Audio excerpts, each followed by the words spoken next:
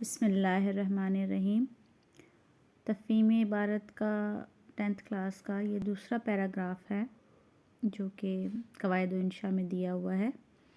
اس میں یہ پورا پیراگراف لکھا ہوا ہے اور اس کے نیچے جو ہیں وہ 5 سوالات دیے ہوئے ہیں۔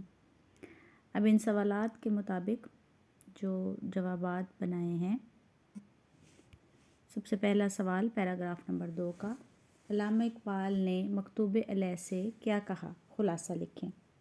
جواب: علامہ اقبال نے مکتوب علیہ سے کہا کہ سید نعیم الحق سری نگر میں مسلمانوں کے مقدمات کی پیروی کریں گے، ان کے اخراجات کا بوجھ کشمیر کمیونٹی پر نہ ڈالیں، بلکہ وہ تمام مقدمات فی سبیل اللہ لڑیں گے۔